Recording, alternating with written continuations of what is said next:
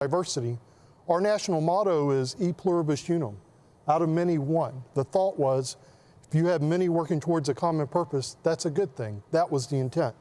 When you think of equity, the most common definition for that is fairness. And fairness is recognizing and rewarding merit and hard work. That's what we want to see in our university system. And then when you look at inclusion, the belief of inclusion is it gives everyone an equal opportunity to participate and succeed.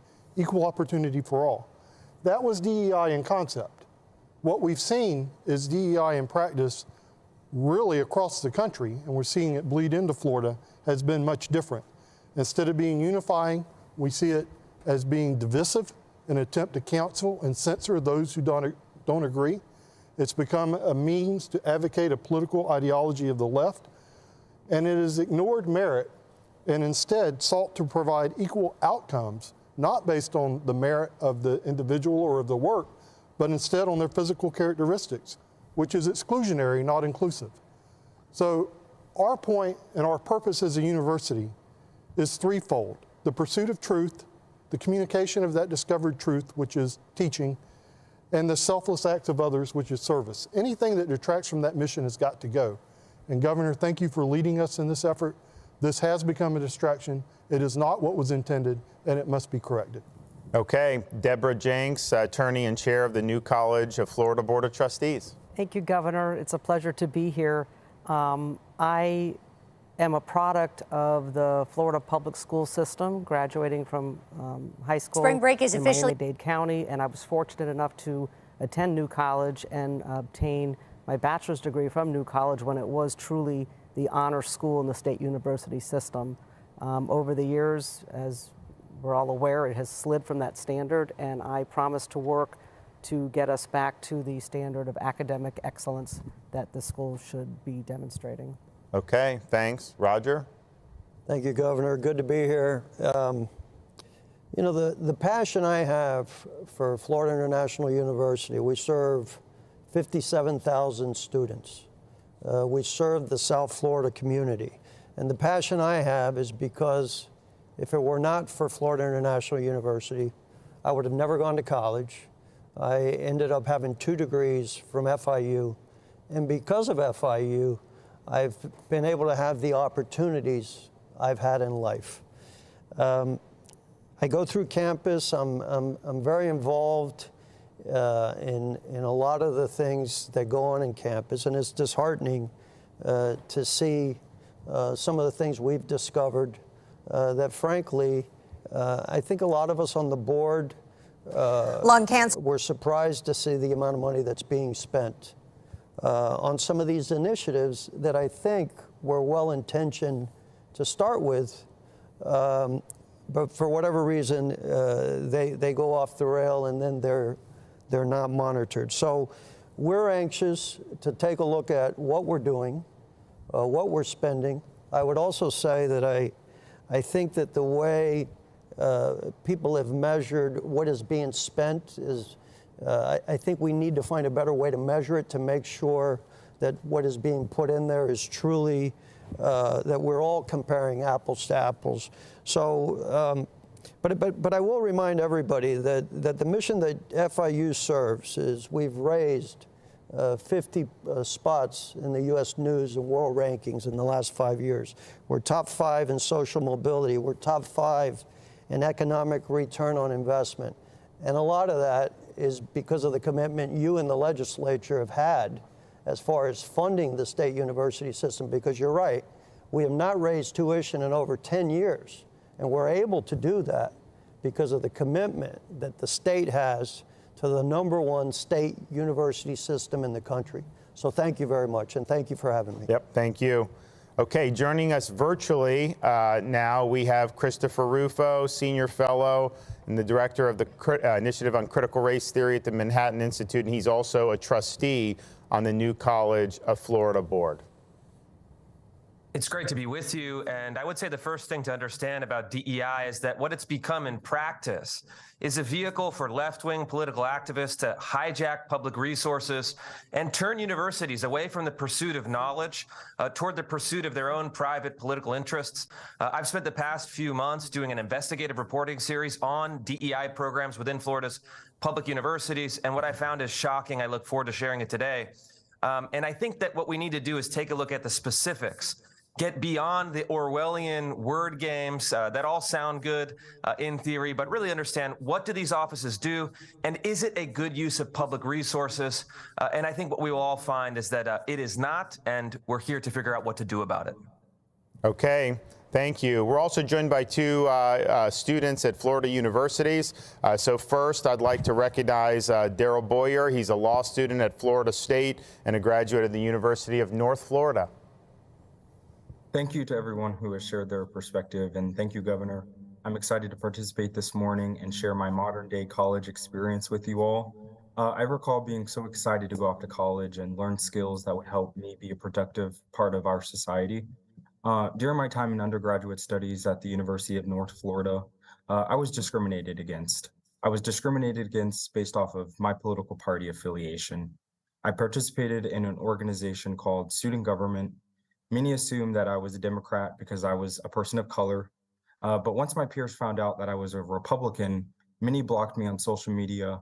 The organization publicly destroyed my character in our university's news publication by moving to publicly impeach me because my friends thought that because I was a person of color, I had to identify as a Democrat.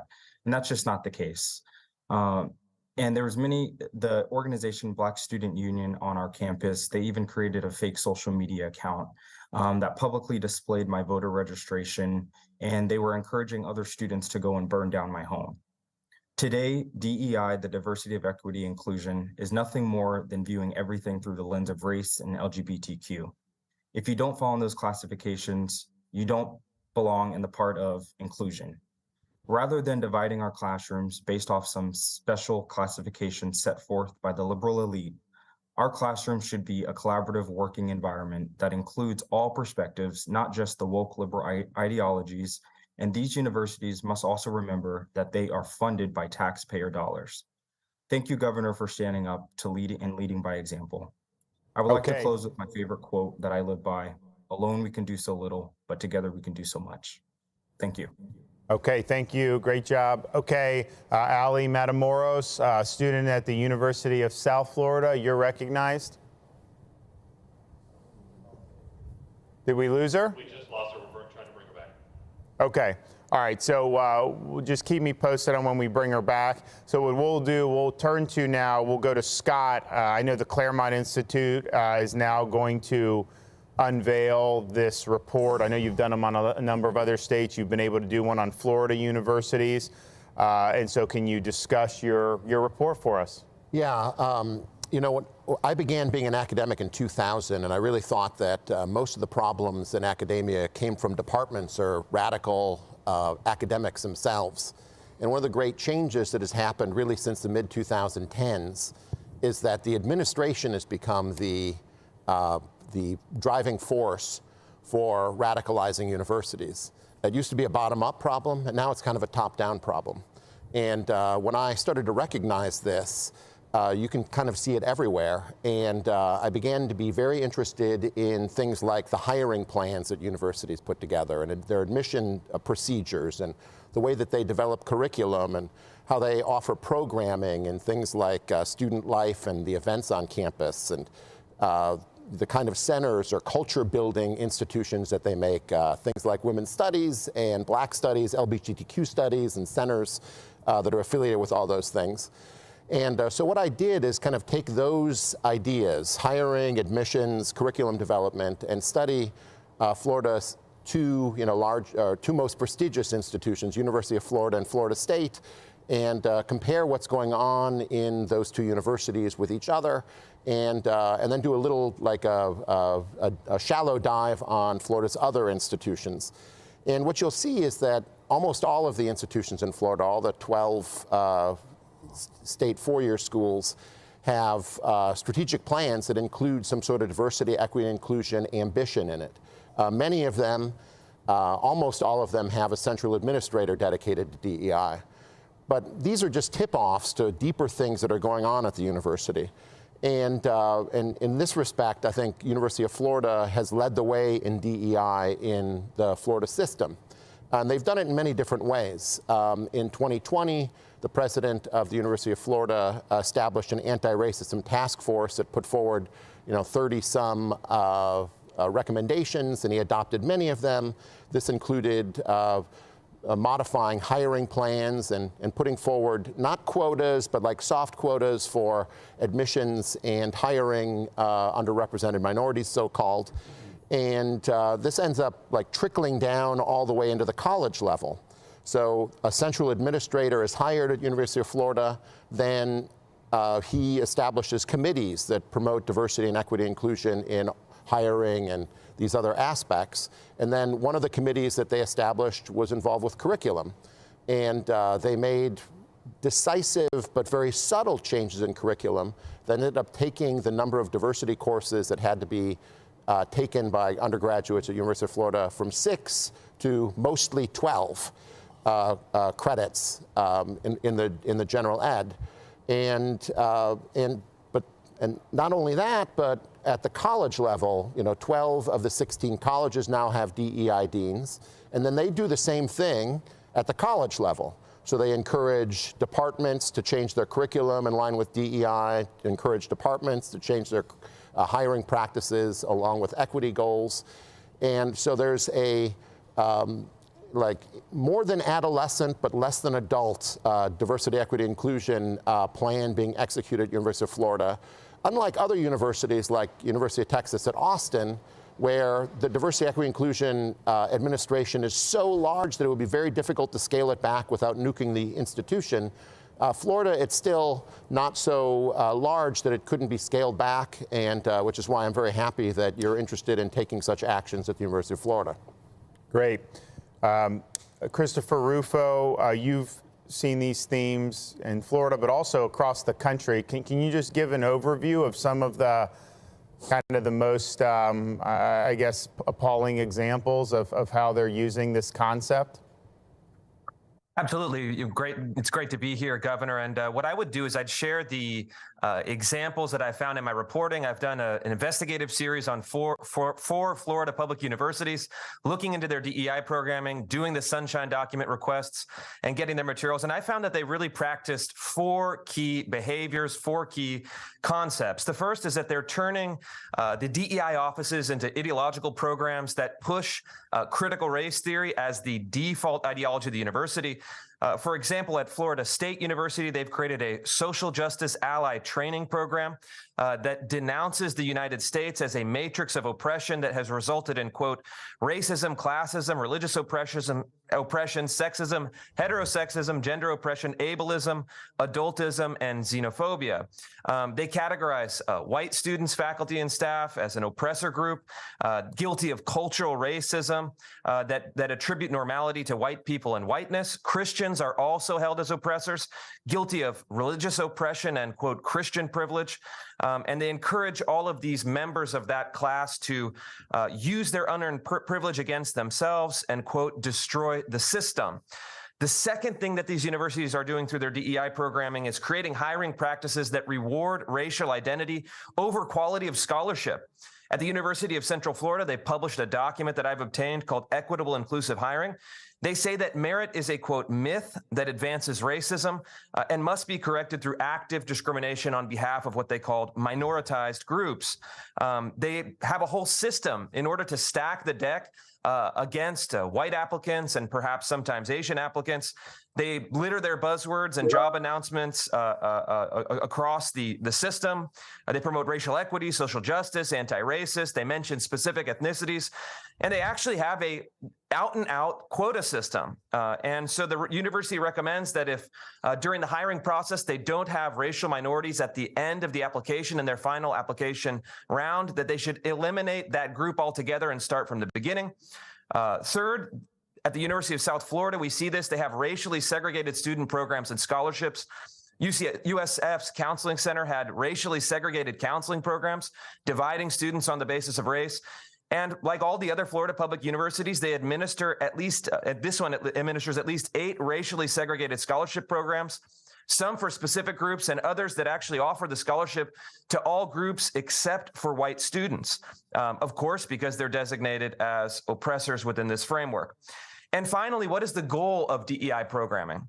It's to turn students into left-wing activists. At Florida International University, their social justice badge program recruits, trains, and deploys student activists with the goal of, quote, redistribution of power and achieving equity or equality of outcomes.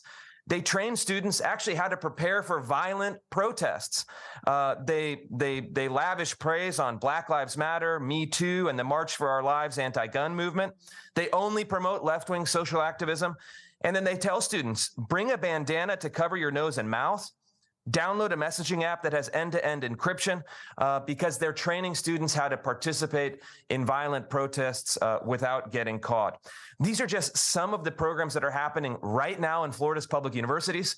As a trustee of New College, we've abolished our Office of Diversity, Equity, and Inclusion. We're no longer doing anything like this. And I hope that this model can be replicated through legislation throughout the Florida public university system. Great, thanks. Okay, I think we do have Allie is with us back. Okay, Allie, you want to go ahead and say your part? Go ahead. Hi. I'm sorry about that. You're good. You're good. Go ahead. I'd like to say thank you for having me. I am an engineering student at the University of South Florida, and my personal experiences with DEI have been a lot more rejection, and not necessarily on my part, with these groups that have been appearing on campus. While there are plenty of them, even if I wanted to choose to be part of them or take any help, I'm always rejected for being a conservative and being openly conservative. So I never feel like I even have the option of getting the same help other people get. On top of that, I've always felt like it's more important for me to say I am a first-generation American. I am the first in my family to attend a 4-year university, and that almost superficial blanket takes more hold and more importance over any merit or credentials I actually have, especially going into college. And even now, when I am looking at internships or research projects or grants or anything, I have even had a professor tell me to call her because she will always make room for a Hispanic female, no matter the situation or the cause. Okay, well, thanks so much for that. So Roger, on FIU, I mean, you had kind of mentioned how do you want to see the university address some of these issues? I mean, there's the spending issue, but then there's also the issue of using the machinery of the university to promote basically left-wing political activism. Governor, that's not been the experience that I've encountered at FIU, but anything that is mentioned to us is something that we want to look into and understand.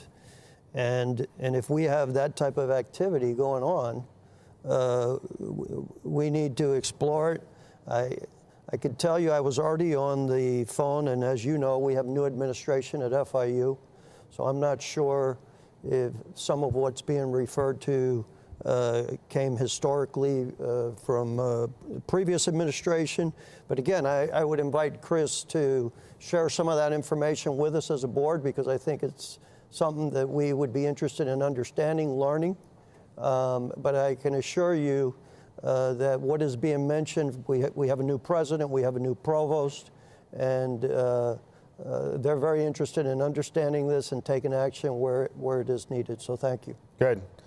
Deborah, you had mentioned the new college, your experience versus now. I know you guys have already taken action, new leadership, eliminating the DEI. But how is it different? I mean, was it very ideological when you were there? It seems like it's focused, just from what I've seen reported, that there's a lot of political activism that's promoted, but then the academics have suffered, the test scores have suffered, and then the enrollment has suffered. I will tell you that when I attended New College and graduated, it was an absolutely wonderful place to get the best true liberal arts education a student could get. We had professors who were dedicated to their teaching. We had interaction with students and professors and speakers, and there was never a sense of oppression whatsoever. Everybody was welcome. Everybody had responsibility towards getting through the school, writing a senior thesis, defending it, going before the baccalaureate board. It was a wonderful place, and from what we've seen now, that has just fallen by the wayside. We really hope as trustees to restore this school to the place we think it needs to be. And we did direct the president, interim president, to eliminate the Office of Outreach and Inclusive Excellence. They didn't call it the Office of DEI, but that's what it is. And for the small school, was spending or budgeted $442,000 for 4 full-time staff and 3 part-time student employees.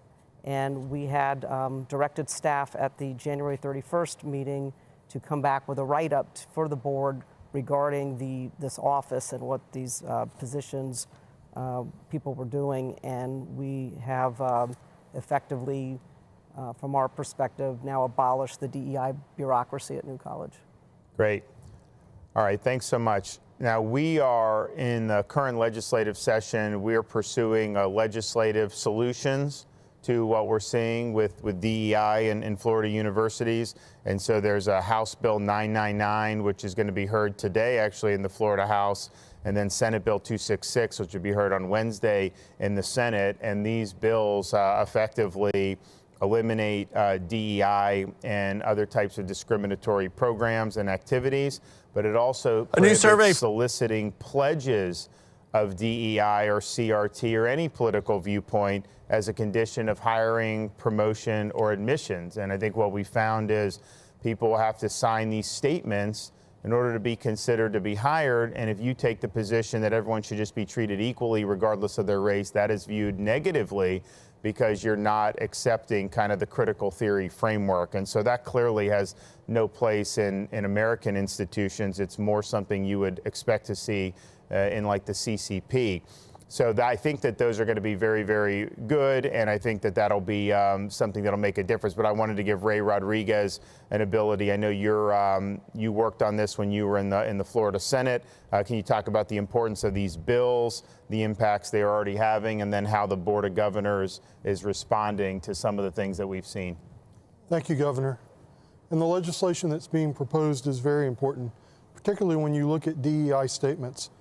DEI statements are political litmus tests, but they're political litmus tests with teeth. What we've seen in other states like California and Illinois, their public systems not only use them in the hiring of faculty, they use them for consideration of promotion and consideration of tenure, that you cannot be promoted or obtain tenure unless you sign the pledge and go along with it. The interesting thing is, even though in higher education the faculty skew to the left significantly, according to research that was done by the Foundation for Individual Rights in Education, half of faculty members oppose DEI statements.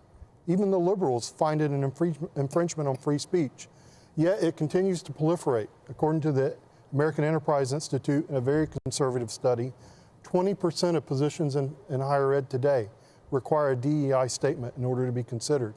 And according to the AAUP, the American Association of University Professors, 45% of large universities are requiring DEI statements. Florida is on the vanguard of ending this nonsense and saying that in Florida we support free speech, free association, and we're not going to be a party to these games. The legislation that's being considered is very important. I thank you for the hard work that you and your staff have done, and we look forward to seeing it move through the process. As far as what the Board of Governors has been doing, it's important to note, I said earlier we walked through what our expectations were when DEI was recommended. What we now know through time, the passage of time, is we have new information. With new information comes new perspective, and with that perspective, a clear recognition that a course correction is intended. I've spoken with the presidents of each of the institutions after Chris Rufo has released his findings, And on each of those, I've learned from them that they discovered things that were happening in their institutions that they were not aware of. And once they saw them, it became clear to them that those programs were not reflective of the values of the university. We know they're not reflective of the values of our system, and they definitely do not reflect the values of our taxpayers who fund us. And so what we're seeing, I think, is a concentrated effort from our administrators to take a close examination of what is occurring on their campuses and to work to eradicate that which does not align with our mission, which is pursuit of academic excellence. Yeah, I mean, we talk about wanting more diversity of viewpoints on university campuses because there is a stale orthodoxy in the classroom, but when you have the administration operating in a way to make people sign these statements, that's a filtering mechanism so they can exclude people who may challenge the orthodoxy. So it definitely leads to less diverse viewpoints amongst the faculty, and it makes it more difficult for people to get hired in the first place who may have a bit different, more fresh perspective on some of these other issues. Okay, but our state colleges recently, thanks to Manny Diaz, his leadership, they signed a letter, all state colleges, so not our universities, our community college, they signed a letter saying that they are going to end all DEI programs at Florida's state colleges. So Manny, can you talk about that? Yeah, Governor, and I'd like to thank and commend the state colleges for taking this action. They came together to endorse higher education as it should be, which is one free from indoctrination, an environment open to the pursuit of truth and the cultivation of intellectual autonomy for all students. This is a statement by our 28 state college presidents, and they brought that statement before the State Board of Education in January, rejecting the progressivist higher education indoctrination agenda and committing to removing all woke ideologies from our state colleges and really pursuing the business of pursuing truth and providing opportunities. Our state colleges, as you know, Governor, through your leadership, have provided workforce opportunities to allow folks who are not taking the traditional route or who have not decided to go to a university to receive associate's degree or certifications to get them right into the workforce to start earning money. And those woke ideologies have no business there, so I commend them for recognizing that and moving on with the business of educating our students. And then can you talk about just, I know you're from Miami, this Latinx, what is Latinx and why are they doing this? Well, it's first of all, it's absurd and ridiculous, Governor. We don't know what it is, and the fact that this is just another attempt to corral a group of people and use identity politics to try to pitch that. Fortunately, it hasn't worked. The Hispanic community has pushed back hard, and being from having a Cuban background, being from a Cuban family, anytime that people try to do that and label you some sort of class or group, it goes back to the days of being familiar with what happened in Cuba and the tactics of Fidel Castro. So this is ridiculous and absurd and should never be used. Great. Carrie Sheffield, just in terms of how the media advocates for things like CRT and DEI, I mean, it seems like they're very partisan in trying to hold this up, and I think some of the things that have been exposed, I don't think there's much interest in them picking that up and bringing that to their audiences. No, although Chris Rufo is doing God's work. It's a trifecta. It's a cultural trifecta. It's media, Hollywood, and academia all working in consort to infect the country with neo-racism. I became a journalist in part because of the civil rights journalism of a generation ago. We just celebrated, we just saw what happened with the Selma, with the Pettus Bridge anniversary. That shocked the conscience of the country to see the television cameras in the room, to see the dogs, the hoses, people who were being discriminated against because of the color of their skin. It was the media and the journalism that led the way. And that's part of why I went to journalism school. Now, my industry has been completely corrupted, and there's so much, it is so ahistorical. It's, for example, the 1619 Project, which I know you've spoken out about, it is historical garbage. It's trying to claim that the United States was founded on the principles of trying to preserve slavery. I mean, it's not even worth considering, yet it won a Pulitzer Prize and is now being used in education systems nationwide. There's just so much bias. We can prove it quantitatively in terms of the bias of journalists. The university of Indiana University found that 7% of journalists said they were Republican compared to 24% of American adults. Pew found that 34% of the media identifies as liberal, but only 7% identified as conservative. So you have this massive disproportionate representation of progressivism in the media. And so it's more than happy to take the socialist ideology of diversity, equity, inclusion and take it to its very nefarious and racist conclusion that rejects the dream of Dr. King.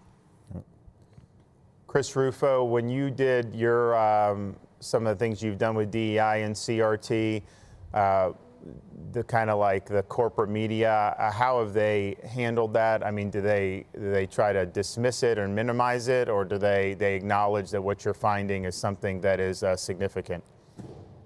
Well, it's actually, they do both simultaneously. It's quite interesting. What they say at first is that it doesn't exist, it's not happening. And then after a few months, when we show them the documentary evidence, when we provide the hard factual reporting, they say, well, no, this is essential. This is actually a good thing. And so their narrative shifts. But what we've done is we've actually shown the real evidence about what's happening. And I found that when you want to persuade people about making a policy change in this area, it's really important to come to them with specifics. Because if they just hear the buzzwords, the marketing language, they may be persuaded one way. But when you actually show what's happening, even within the Florida public university system, most people say that's not a good use of public money. That's not an ideology that we want to be promoting. And how do we get so far away from the mission? And so, as you know, and I know, you can't listen to the left-wing media. You just have to speak the truth and go straight to the people and to the voters. Yeah, I mean, I think we deal with it with some of the inappropriate books that the parents have objected to. They will not show what it actually is they're objecting to, and they will just try to paper that over, which is obviously a significant fact that you would want to report. I want to go to Daryl Boyer. Can you talk about this kind of the learning environment that you've had to encounter?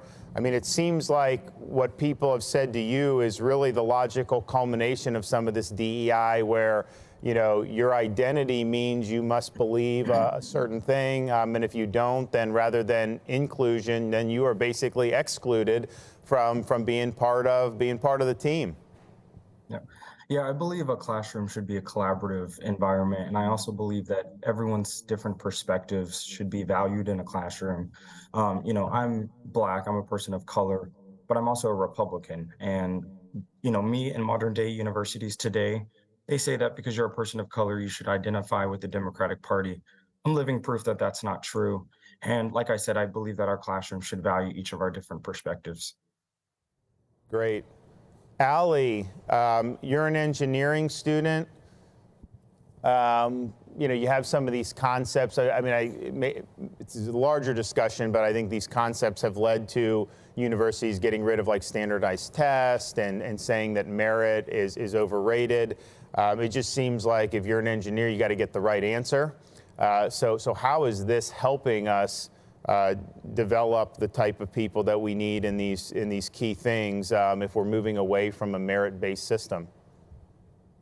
I don't think it is helping. And the first thing that comes to mind is really all of my professors, especially now that I'm in my upper level classes, every time we make a mistake or a calculation mistake, they like to remind us that one mistake could cost the lives of hundreds of people. It could be the equivalent of a bridge collapsing. It could be a nuclear explosion.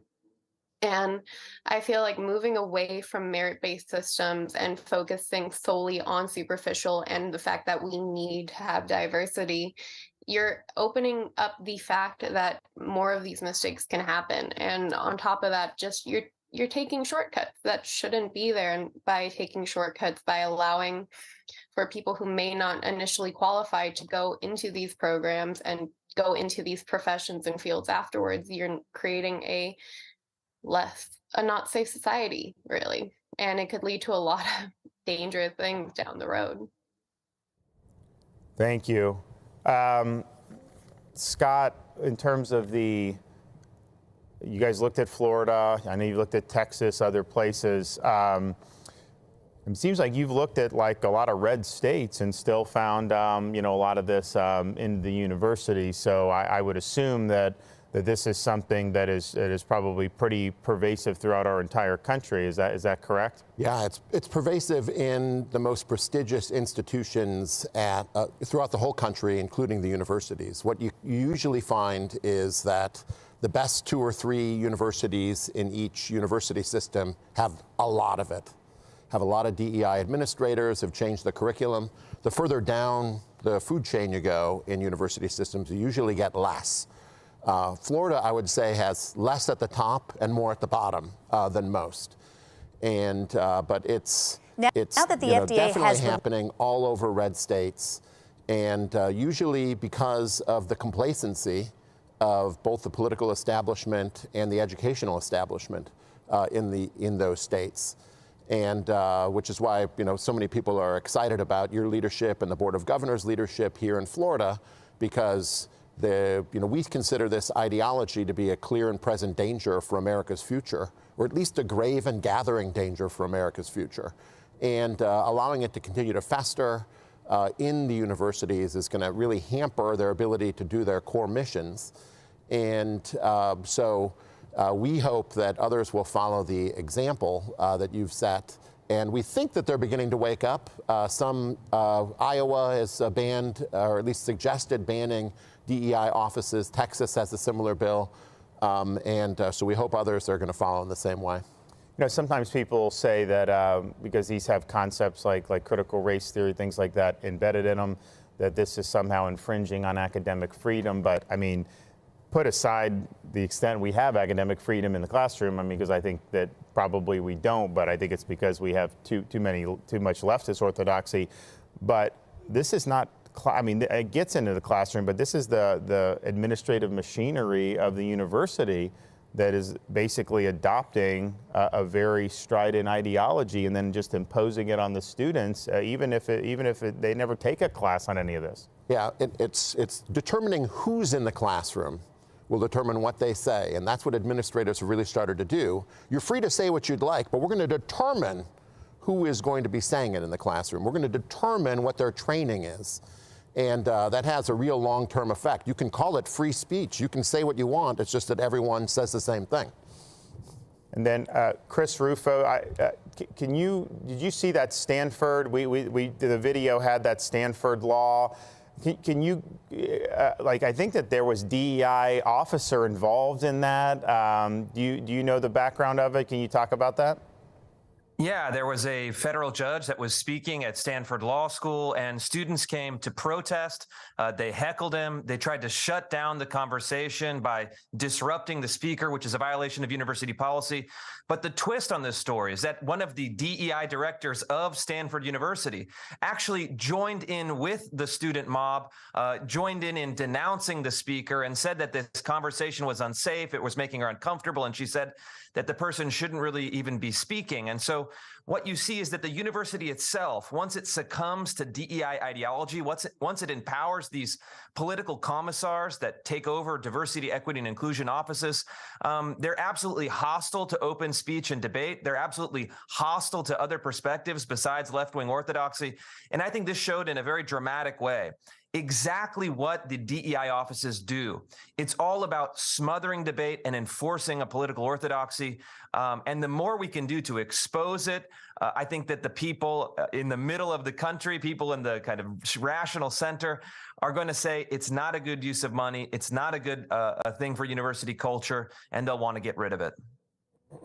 Yeah, I think if you look at some of the amount of money being spent across the country, you're talking about you could fund huge numbers of scholarships for students to be able to come. You want to talk about equity, or you want to talk about some of those concepts, maybe let people qualify for some more financial aid. Instead, it seems like the administrative apparatus continues to grow. And, part of what we've said is that this has effectively become a scam because people are making a lot of money off this. So, Chris, can you talk about kind of the industrial complex that is developed around ideas like CRT and DEI? Because I think I saw one thing. It's like someone wanted to come and was offering to speak, give a lecture about, how capitalism was racist, but only for $50,000 an hour. And I'm thinking, like, give me a break. The communists are always the best capitalists historically, but this is a real thing. I mean, many universities around the country, including taxpayer-funded universities, have DEI bureaucracies that are spending 10, 20, 30 million. University of California, Berkeley, I believe, is spending $25 million on its DEI office. They're paying people sometimes $200,000, $300,000, $400,000 a year. They're paying these DEI directors more than the president of the United States. And these people would otherwise be unemployable in the private sector. They don't have any skills. They don't have any hard skills and expertise. And so all they do is push political ideology, and they're rewarded by their friends and cronies. And so it's absolutely a scam. You can see a circular use of taxpayer funding, both within the institution, outside contractors, paid speakers, and that's really what needs to be disrupted. The public should not be giving a blank check every year to left-wing activists masquerading as scholars and university administrators. And so it is absolutely a money question as well as a values question that should be subjected to rigorous public debate. Great. Deborah, so new college, you guys are, you've already taken action with the new president, you've taken action on DEI. What's the vision going forward? I know we've given you $15 million to be able to recruit faculty. I know that there's been a lot of parents around the country that when they saw the changes and said, hey, this may be that Florida's going to classical type framework with this, that there's a lot of interest. And so kind of what's the road ahead look like? Thank you, Governor, and thank you very much for the funding, which we greatly appreciate. This is a small school right now. We have 689 students, the last count I got. We need to grow this school to at least 1,200 students.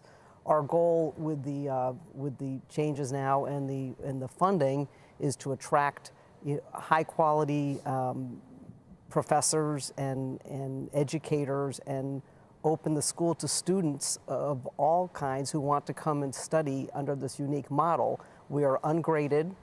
We have a contract system with the professors to guide you through your studies. We have independent study projects. We don't fit into the classic model of A, B, C, D, E, F grades.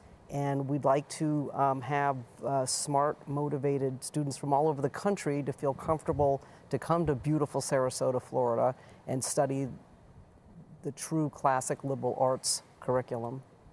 And there's professors that are interested in joining because they want to get out of it's a very oppressive intellectual environment when you have things like DEI and everything becomes the orthodoxy. So these are people that politically may be all over the map, but I think that they're looking for a place where they have a little bit more room to breathe and don't necessarily have to bow down to whatever the prevailing orthodoxy is on some of these things.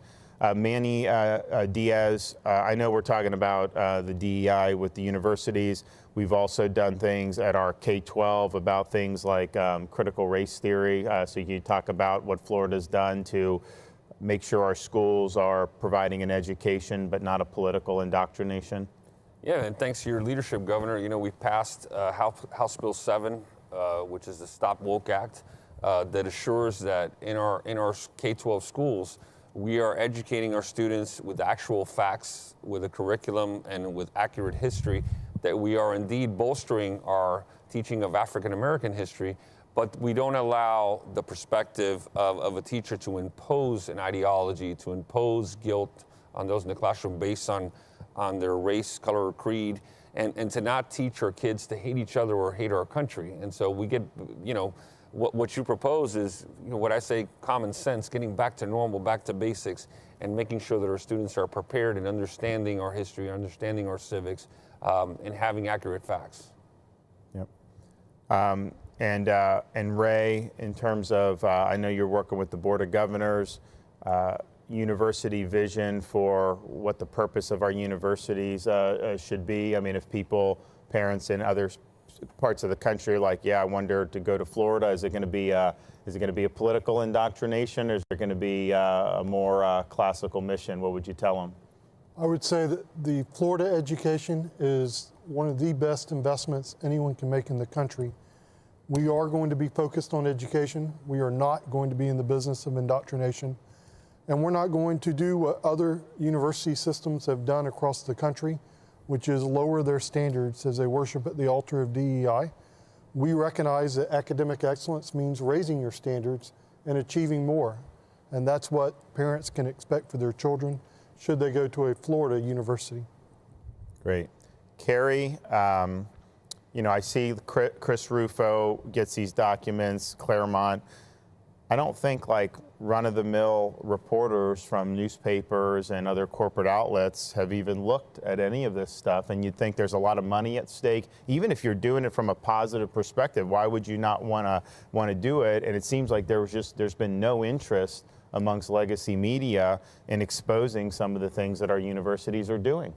Sure, and they're profoundly uncurious about it all. And that's really is a betrayal of the craft of journalism, the idea of journalism. Again, while I went into the journalism, they call themselves the fourth estate, the fourth informal branch of government. You got the three branches. Journalism was supposed to be holding you all accountable, but instead, it's absolutely colluding with the Democrat ideology. It's colluding with a very pernicious ideology that was in some ways created at the Frankfurt School of Critical Theory. DEI is really sort of a branch of this critical theory, which is socialist theory. And in terms of the bureaucracy in Washington, you know, I live in the swamp. DEI is just one extension of a Band-Aid approach to try to paper over what Democrats have done to African Americans, for example, in this country. You know, so policy is downstream from culture. And culturally, the left has completely taken over our culture. So there's a book that I'd recommend to everybody here watching today. It's called Please Stop Helping Us, How Liberals Make It Harder for Blacks to Succeed. It was written by Jason Riley, who's an incredible black conservative journalist at the Wall Street Journal. And he traces how much progress black families had in America that they were making before 1960s, before liberals took over our culture, before basically white liberals, they normalized drug culture through their hippies. You know, I wasn't around then, but you know, you see they normalized drug culture, and that decimated Black America. White Hollywood free love doesn't come at a cost. It destroyed the Black family, it destroyed our culture, and it normalized sexual promiscuity. It resulted in broken families and male abandonment of single mothers. So when you have all of this at a cultural level breaking down, the response was to bring in the welfare system of LBJ that then came in and destroyed Black families even further. Before LBJ and welfare, there were 75% of Black babies born to two-parent homes. Now, 60 years later, $25 trillion later, it's the reverse. Only 25% of Black babies are in a two-parent home. And so DEI is trying to paper over what the left did to destroy our culture and the policies they created. DEI is trying to bring more socialism, and that's the definition of insanity, is to keep doing the same thing and expect a different result. Great, thanks. Does anybody else have anything to add that we haven't covered yet? Yeah, I would just say one thing, Governor. You know, the universities are really important for a country. I mean, we established the land grant system in the 1860s. We've put a lot of money behind having a university system. And we do it because of the effect it has on citizens. Like, we're supposed to be armed with education in a complex economy. And we're hoping that students go through, they come out more knowledgeable, but we're also hoping that they come out better citizens. And one really important piece of what Florida's trying to do is highlight the importance of citizenship in a constitutional republic in its general ed. This is something that has always been recognized back from the American founding till now as a crucial aspect of education. It's not just acquiring knowledge. Education is not just acquiring knowledge, it's acquiring the tools for citizenship, not only to stand on our feet as individuals in a republic, but also to know our history and appreciate it.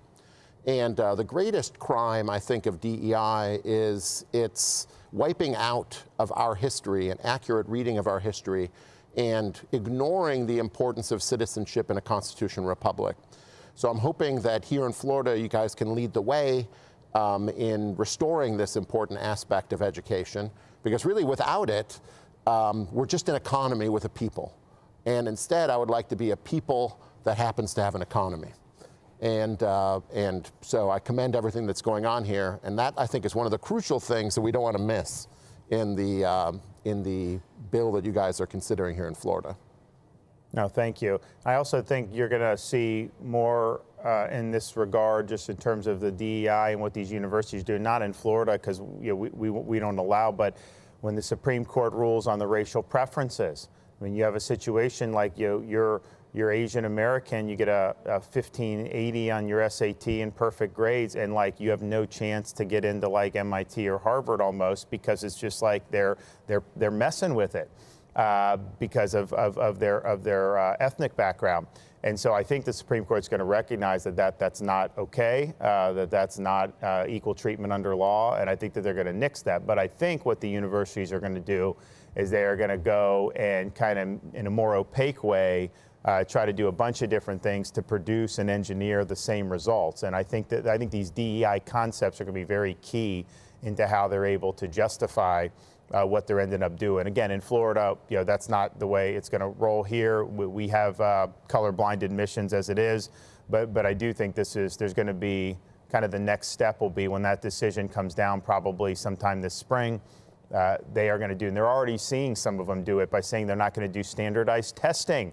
I mean, just imagine no standardized test to go to medical school. Wouldn't you want to know if your doctor didn't need to do a standardized test? I mean, do we want the best, or do we want to just try to follow and do some type of political ideology? So I think underlying a lot of this, which I mean, it's bad to divvy people up based on external characteristics, but it really is an attack on merit. It's an attack on achievement. And it's trying to delegitimize those, which really should be at the focal point of these universities. I mean, we want people to shoot for the stars. We want people to achieve the best that they can with their God-given talent. But you will be measured, and you gotta produce. So that's what we're going to be doing in Florida. I think this legislative session is going to be really, really positive for what we're doing in this regard, as well as what's going on with some of the changes we're seeing in some of our state universities like New College. I mean, I think the fact that you have 680 students, I guarantee you there's a lot of parents in Florida and around the country that if they see that mission has been reoriented, they see some professors start to be added who really could make a big difference, you're going to see those applications go up. I mean, I'm very confident of that. It's just a matter of doing the work and getting all the pieces in place. So I think there's a lot, as much as there's been a lot of problems with a lot of this stuff, I think in Florida there's room to be very optimistic. A lot of people are just throwing up their hands and say there's nothing we can do. These universities can just get away with what they want. Well, we're funding these universities as taxpayers, and they absolutely should follow the mission that's in the best interest of our state and our taxpayers. And the way to do that is you have elections. People are in positions of authority, have the ability to make appointments, set policy, enact legislation. And that's what we're doing. And so I think universities, while they play an important role, they don't have a right to just do what they want absent accountability. So we're bringing accountability to this. It's going to be good for Florida taxpayers. It's going to be good for Florida students. Ultimately going to allow us, I believe, to recruit even better folks to be teaching in the classroom. So not easy. You get some static when you kind of go and you lead on some stuff, but that's okay. Ultimately, I think we're charting a good course, and I think a lot of other states around the country are going to follow us. So I want to thank everybody for participating. I think everyone contributed really good. I think the comments were fantastic, and we'll be looking forward to working with you guys more in the future. All right, Godspeed.